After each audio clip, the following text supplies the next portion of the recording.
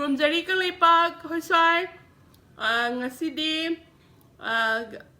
aisu Friday gi matang hapsage ma'am like the viva subscribe thank you guys, thank you very much. And then Karino ngasi special yam yaurina. Ngasi Friday gi yongsak singju si Santiago gi akoi kaka akoi zina gi kaka bijoi stamna pibiraini kaka dole na poraini. Okay. And then Spinach honge, and then Mrigal da ina Hawaii Spinach honge samjamba Special UTI Ashangba. Thong bayu sarake UTI Ashangba ai kalipak da ai puasing na hapo haidana yam di sajar roy. Okay. Ai khra sajar ke. As manam zida bodum. Okay. Ngisina Mrigal ka alu ka khaminjin ke tawra thong. And then mix Hawaii khra thakse in mahi hauna ba. Okay. Pajana how. Okay. Putha ready yam how. I sa yam la menga se. Okay. Office su sat Asili ke no jina kai no. Tama how richina. Aina santruk ni. Santruk ahun bani aina kola ga sajaning dana. And then mangan khara su yawe mamin movie ni. Sumna kandala isina. Ke mathang hafta ra khunam chaw ni. Yeah. Aina tinga ga thame no mama and then kupsal laga mahi sitoga kupsal laga numinini thame aduga leiba khara chocho law da happy ba doi di am hawe. Ke mathang hafta yam chaw ni. Yeah. Ai santruk yam pam jai. Ini santruk ki to javani.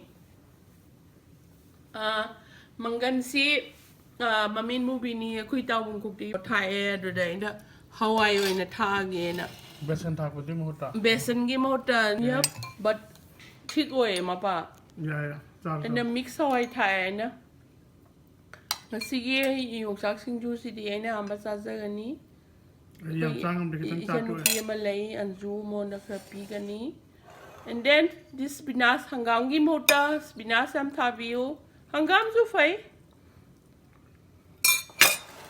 Siga yan sa jara geng siga.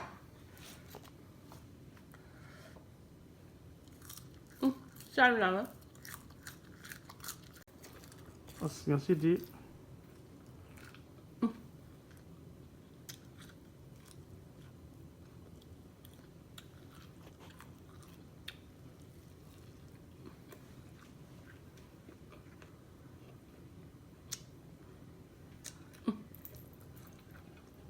Wow.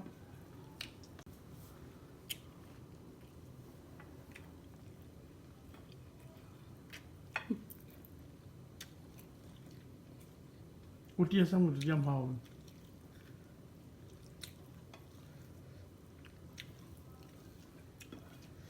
Ngahan sai. Tiri ko na sana man. Nga thong ma sai na. Am saning.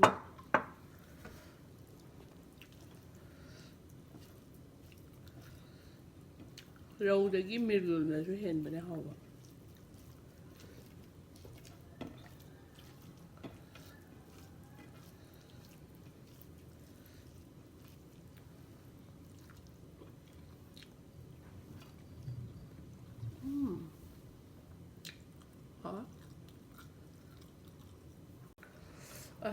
Ngasi di Mrigal nga wa nga te ko sa de rau da gi hen tang.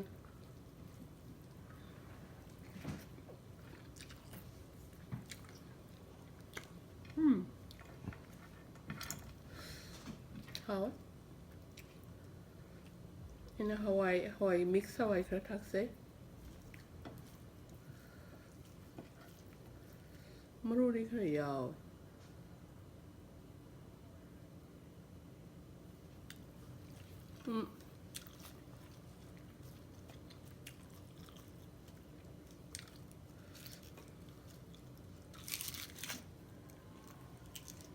Hawaii baton lu yung jam maru ka di. Say lumba ka. Ay sorry. Ngak sing juga. Si keno di kar o copy di lawr dran si dia. Nó mau lỗi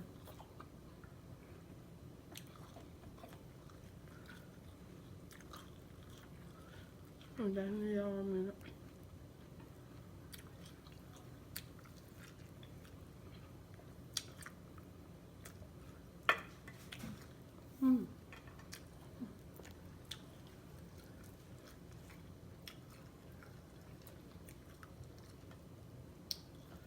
Mrigal told me to put a heart. Yeah, how many? Road to get away in the head. Tongue to the head. Me go give my tie am person yaw ni man.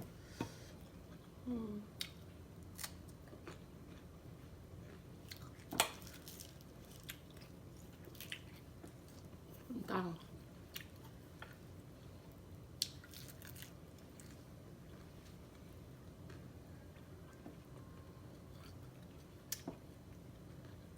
Mình mà sao phần rồi thế.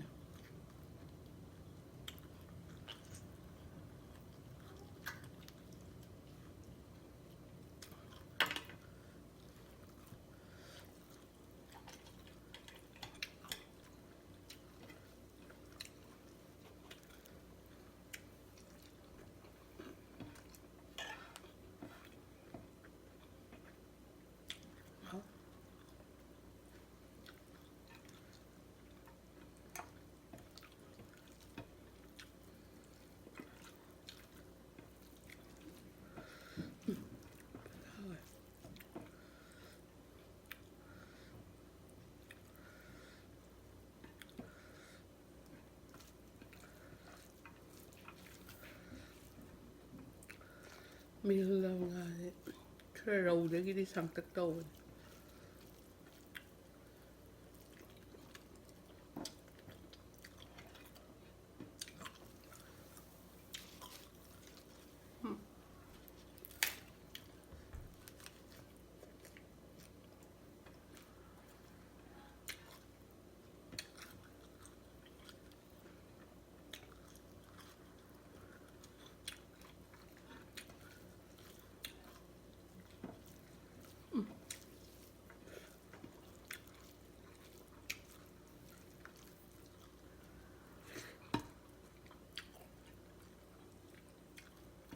Spinach tông ra này, làm xăm.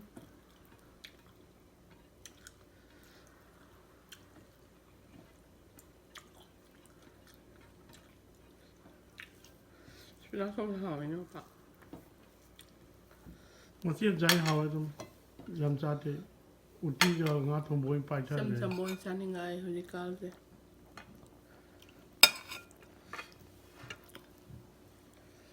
Spinach xăm là thùng bạc.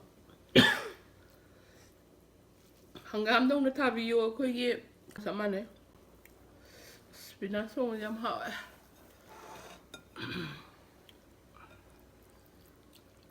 Listen nong gazira kitanga moro amakak sisan laga. Hangam ngum bani. Udah hangam di kuy na tuong ma diam. An tu na tuong.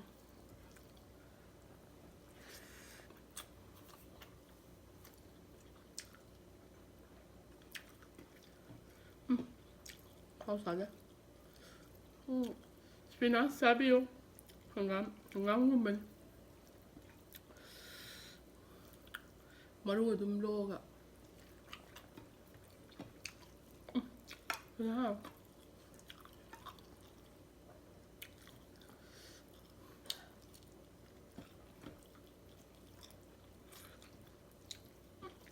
Thầu thì tôi hay vậy.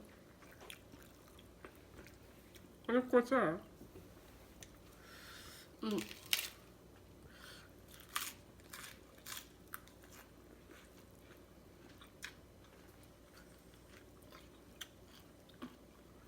Hả? Một xà kia, anh mà thế.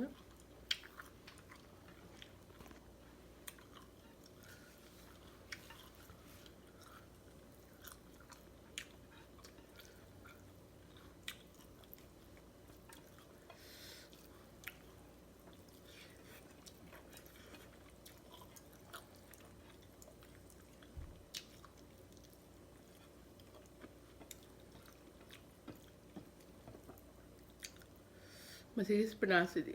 Kau sadar? ꯃꯨꯟꯕꯁꯨ ꯌꯥꯝ ꯊꯨꯅ ꯃꯨꯜꯂꯦ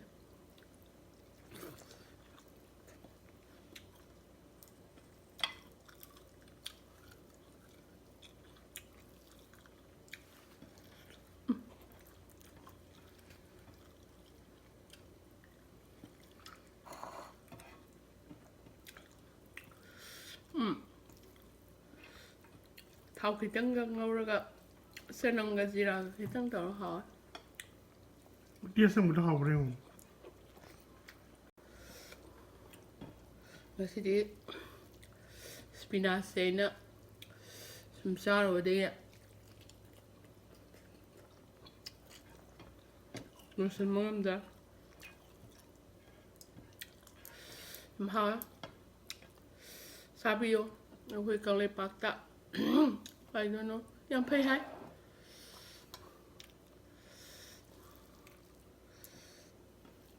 ꯁ꯭ꯄꯤꯅꯥꯆꯁꯦ ꯌꯥꯝ ꯄꯥꯝꯃꯦ ꯃꯣꯏꯗꯤ ꯍꯤꯡꯉ ꯆꯥꯏ ꯑꯩꯗꯤ ꯌꯥꯝ ꯆꯥꯏ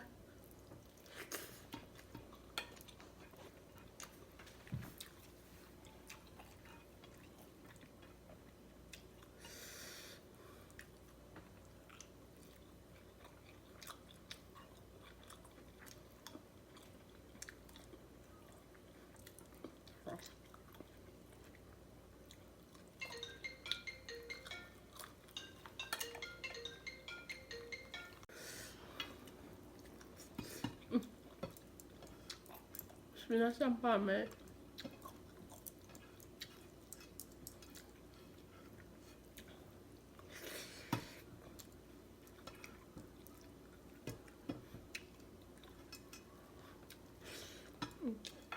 우티 기상차 우티 용작 신주가 했냐보네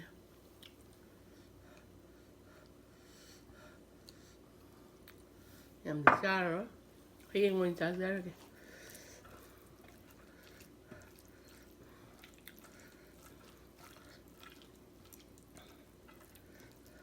녹사야라가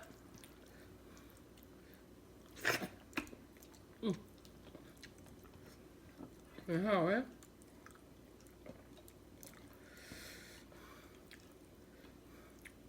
나와 벌써 먹을까 우띠 개노게 하와이기 되게 싸우는 생각 아니면 생각 기상자장에 싸염 싸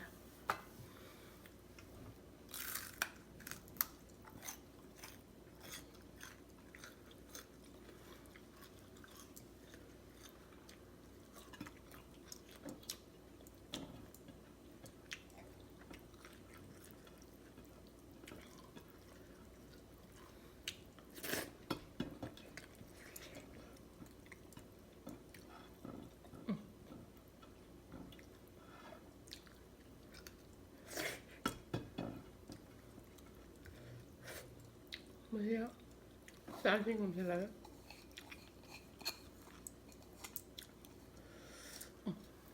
뭐야?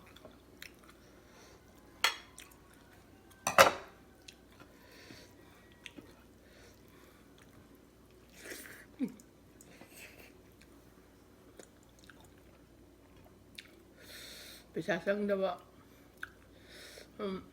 pangkola gadang siang saga wala thong hawa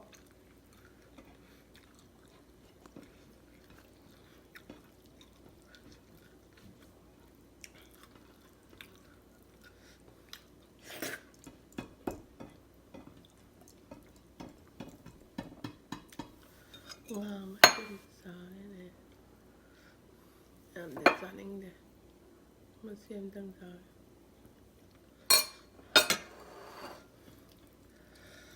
maru yuni hai 그래 라우딩이 야오만에 밀갈 마로자 matha hoiten 홍임 야오에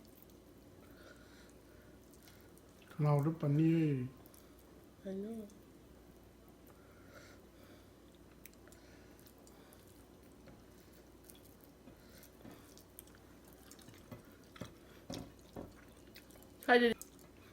cha chai nau cha lai kan paro maramo Kami sa pula pa sam thada view sang alaman hai bi lo kara biyam sabi gano hai khari am paro matam lai ring ai da Kasang ay pa akhoi gi di maitai macha gi manipuri Manipuri macha gi pakthok chamba gi thabak se khara Tosi pakthok chamba de aiju ta chame do masi yamna phattaba habit ni pakthok chamba gi thabak se yam phattraba ni ko We have talent ngasi tauge hayeng tauge asmatam lai dai sum tawga last matam lai salaktabani khara matam lai ngai do hona biu Koi swai da di mi loy na mi yame koi Manipuri masadi yam de Lao yam na Kurumzari kang ipag nung siye okay bye